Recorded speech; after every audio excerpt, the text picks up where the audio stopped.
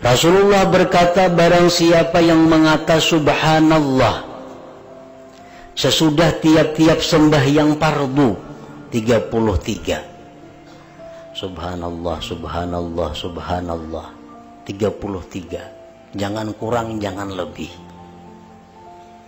Kalau kurang atau lebih itu manfaatnya kada seperti ini lagi.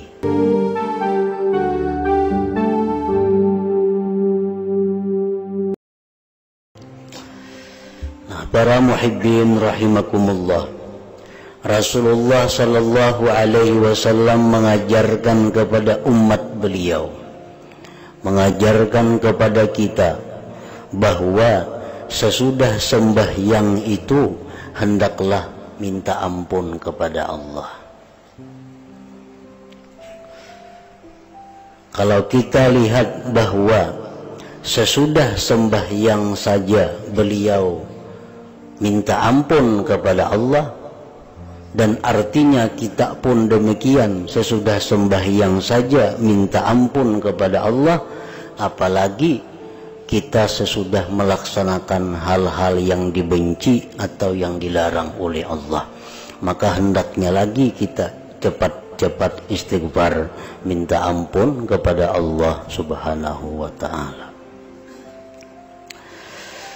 Kenapa sesudah sembahyang itu kita disuruh mencontoh Rasulullah untuk istighfar? Karena barangkali di dalam sembahyang itu kita ada melakukan hal-hal yang dilarang Allah. Barangkali dalam sembahyang itu kita ada melakukan hal-hal yang dibenci Allah. Barangkali dalam sembahyang itu kita mendustai atau berbohong kepada Allah. Nah, oleh karena itu sesudah sembahyang kita disuruh juga istighfar, minta ampun kepada Allah subhanahu wa ta'ala. Nah, para muhibbin rahimakumullah, di dalam sembahyang itu ada sesuatu yang haram yang mungkin kita tidak menyadari atau mungkin kita tidak mengetahui, padahal itu sesuatu yang diharamkan Allah. Antara lain sesuatu yang diharamkan di dalam sembahyang itu, kita menempati tempat yang tidak halal. Nah, itu diharamkan. Perkara sembahyangnya sah. Sembahyangnya sah, artinya kewajiban kita gugur. Tetapi kita ada mendapat dosa. Kenapa? Mungkin salah satu penyebabnya adalah kita sembahyang di tempat yang tidak halal. Nah, barangkali kita sembahyang di tempat yang tidak halal. Tempat yang tidak halal itu artinya antara lain tempat-tempat yang kita tidak diberi izin oleh pemiliknya untuk menempati itu. Orang kadang memberiakan kita naik ke rumah, tahu-tahu kita naik ke bepadahan. Nah, sembahyang di rumah itu berarti ini sembahyang di tempat yang tidak halal. Contohnya lagi, kita sembahyang di satu tempat yang mana tempat itu dibeli dengan uang yang haram. Nah, sembahyang di tempat itu adalah haram. Kita di masjid, di langgar, di musalla, kita menyuruh orang berdiri, kita menyuruh orang berpindah dari tempat duduknya, lalu kita tempati tempat itu. Nah, itu adalah haram. Misalnya kita ini biasa duduk di intang tihang aja, nyaman bersandar ambil mengantuk tuh. Nah, intang tihang tuh langganan sudah. Suatu hari ada orang menduduki, kita ke masjid, ada orang menempati intang tihang itu. Datang kita, jam bangun, pindah, ini tempatku sudah di sini. Nah, itu diharamkan. Karena masjid itu ada hak seseorang untuk menempati tempat tertentu. Siapa nang terdahulu itulah ampun tempat. Ini mantang-mantang sudah biasa pintang tihang, ada orang menempati, menyuruh orang lain berkisar. Nah, ditempatinya. Nah, ini adalah tidak halal. Sembahyang di situ sah, tetapi dia ada melakukan yang diharamkan Allah. Nah, untuk umpamanya lagi, ini ada sembahyang itu memakai atau membawa sesuatu yang diharamkan Allah. Misalnya pakaiannya ada mengandung yang haram, tahulah kita, pastilah kita pakaian kita ini halal. Barangkali pakaian kita ini ada haramnya, sehingga sembahyang kita itu terganggu. Sembahyang kita itu jadinya jadi haram. Nah, makanya imbas sembahyang itu kita disuruh astagfirullah, disuruh istighfar. Karena kalau itu siapa tahu. Nah, barangkali lagi di dalam sembahyang itu kita ada salah bacaan. Salah bacaan, nang mestinya barisnya dhammah dibaca kasrah, nang mestinya barisnya fathah dibaca apa. Nah, ini diharamkan. Tapi kada sampai derajatnya kepada membatalkan sembahyang. Misal terburu-buru bacaan apa, nang mestinya barisnya Allahu dibaca Allaha. Ihdinas siratal mustaqim siratal ladzina an'amta 'alaihim ghairul maghdubi umpamanya. Nah, tak ghairul. Mestinya kan ghairil maghdubi. Nah, itu perkara yang dilarang. Tapi kada membatalkan kepada sembahyang. Atau kita terlalu ancap bacaan sembahyang, ada mentasdidkan sesuatu nang kada bertasdid. Iyyaka na'budu wa iyyaka nasta'in umpamanya. Nah, iyyak itu mestinya yang bertasdid iyyaka na'budu. Tabaca itu, nah itu diharamkan, tapi kada membatalkan sembahyang. Kalau mentasdidkan yang tidak bertasdid itu kada membatalkan sembahyang.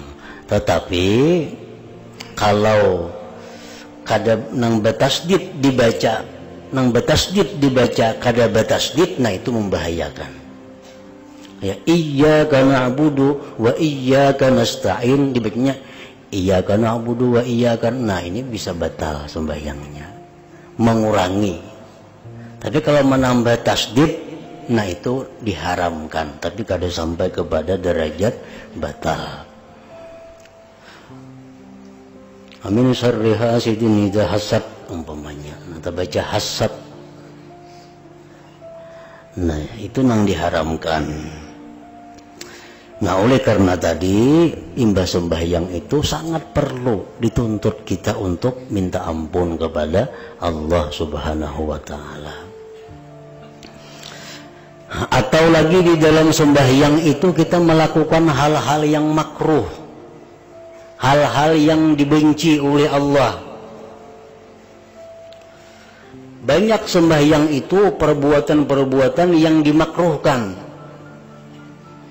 Antara lain raf'ul basar ila sama, contohnya cangkang ke atas, itu makruh. Jangan kepala pun itu nah sembahyang.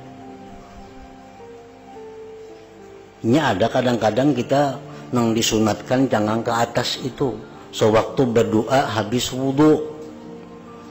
Nah, kalau kita berdoa habis berwudu itu disunatkan kita cangkang ke atas.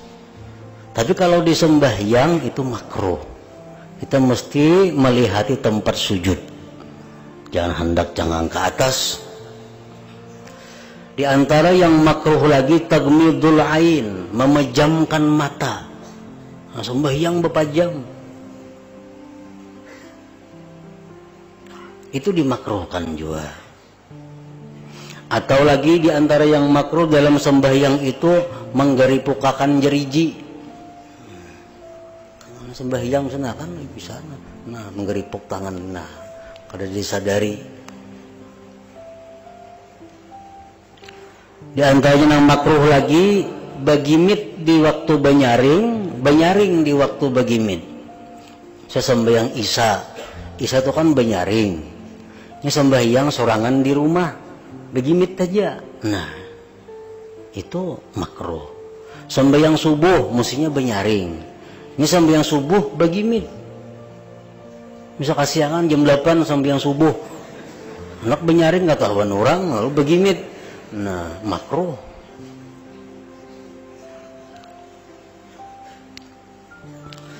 Di antara yang makruh lagi meninggalkan takbir intikal, meninggalkan bacaan ruku, meninggalkan bacaan sujud, meninggalkan doa sesudah tasyahud, meninggalkan sunat-sunat ab'ad.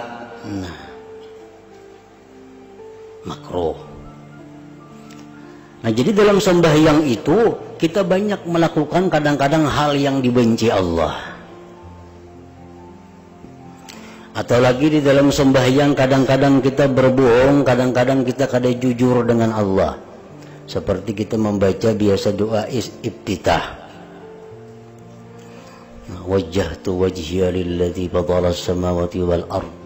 Aku hadapkan sekarang ini hatiku kepada Allah. Padahal hati kita lupa dengan Allah. Tapi mulut kita menyatakan bahwa kita sekarang ini menghadap Allah. Tapi hati saat itu kadang menghadap Allah. Nah, kita membohongi Allah. Nah, oleh karena itu kita sangat perlu sesudah sembahyang itu mengucap astagfirullah, minta ampun kepada Allah. Nah, para muhibbin rahimakumullah, macam-macam istighfar yang dari Rasulullah. Ada hanya sekedar astagfirullah, astagfirullah, astagfirullah. Ada riwayat lain lagi mengucap astagfirullah sambil menyapu tangan ke muha. Nah, jadi assalamualaikum warahmatullah, assalamualaikum warahmatullah, kan ke muha, astagfirullah, astagfirullah, astagfirullah. Nah, ada lagi yang datang dari Rasulullah istighfar itu astaghfirullah wa atubu ilaih, astaghfirullah wa atubu ilaih.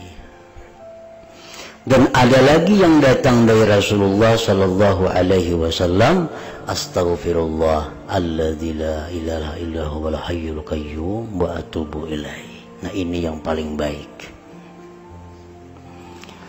Rasulullah sallallahu alaihi wasallam bersabda, man istaghfara dubura kulli salat faqala astaghfirullah alladzi la ilaha illa huwal hayyul qayyum wa atubu ilaih ghafarallahu lahu dzunubahu wa in kana qad farra minaz zahab, rawahu Ibnu Sunni. Barang siapa yang minta ampun kepada Allah sesudah tiap-tiap sembahyang, maka dia mengatakan astaghfirullah. Ada berbuat al-azim tuh kada. Astaghfirullah alladzi la ilaha illa huwal hayyul qayyum wa atubu ilaih. Allah ampuni dosa-dosanya sekalipun dia pernah lari di medan perang.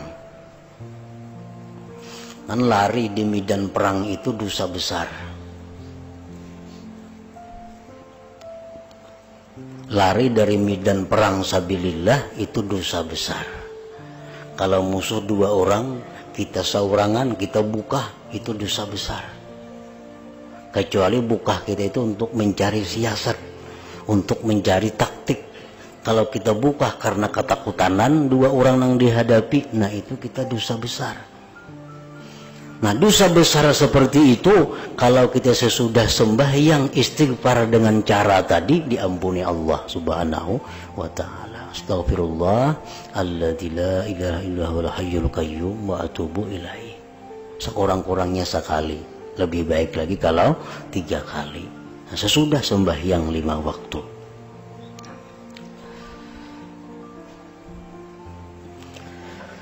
Nah, jadi artinya istighfar itu yang disebutkan dalam hadis tadi menghapuskan seluruh dosa-dosa besar kita yang berhubungan dengan Allah subhanahu wa ta'ala.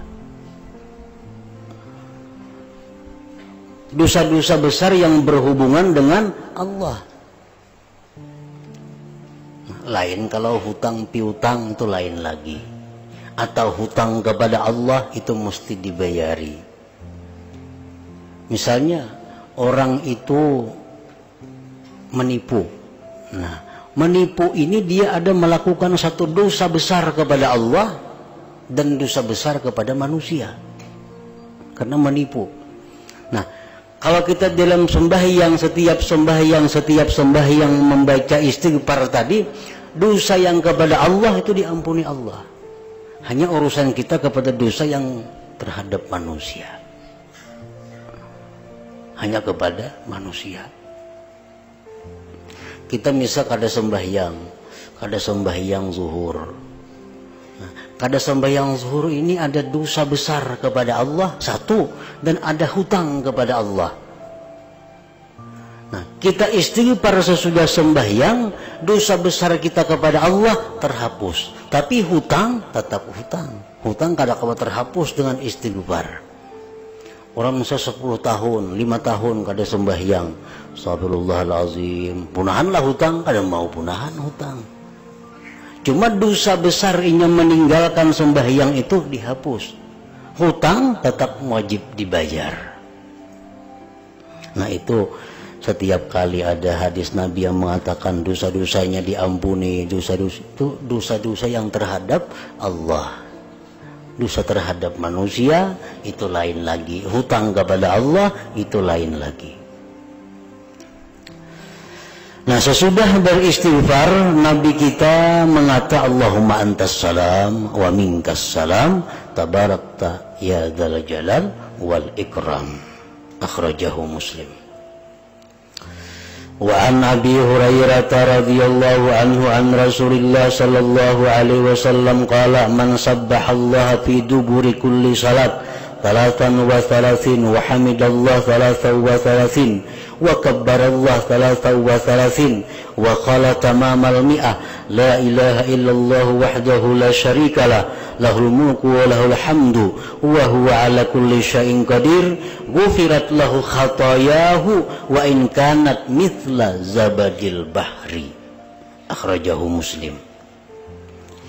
Rasulullah berkata, barang siapa yang mengata subhanallah sesudah tiap-tiap sembahyang fardu 33. Subhanallah, subhanallah, subhanallah 33. Jangan kurang, jangan lebih.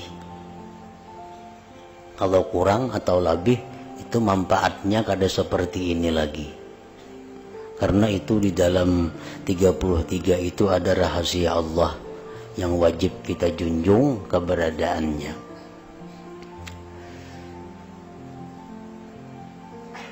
Wa hamidallah salasau wa salasin, dan dia mengucap alhamdulillah 33 juga. Wa kabbarallah, dan dia mengucap Allahu Akbar 33 juga. Dan menggenapi 100 la ilaha illallah wahdahu la syarikalah lahul mulku wa lahul hamdu. Ini kada berbuat yuhyi wa yumit, lahul mulku wa lahul hamdu.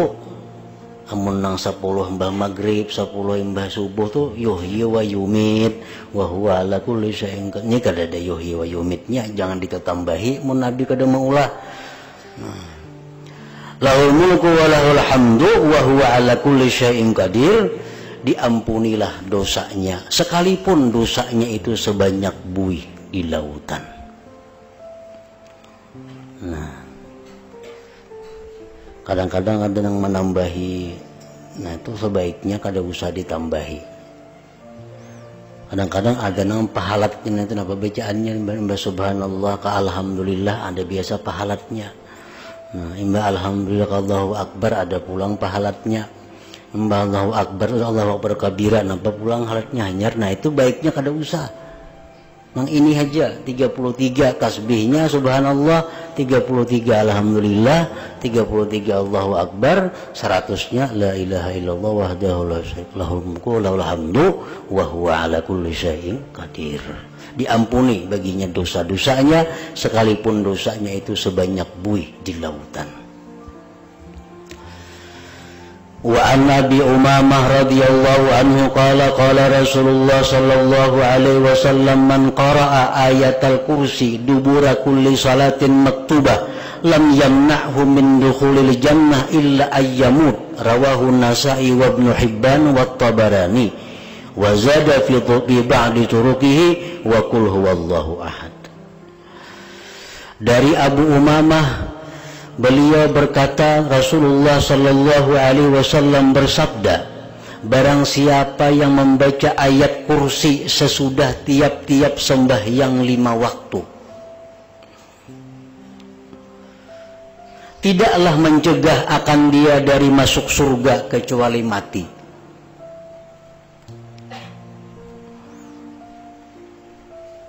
Orang mengamalkan ini imbas sembahyang fardu itu mesti membaca ayat kursi, baik sembahyang kasar, baik sembahyang jamak, baik sembahyang biasa.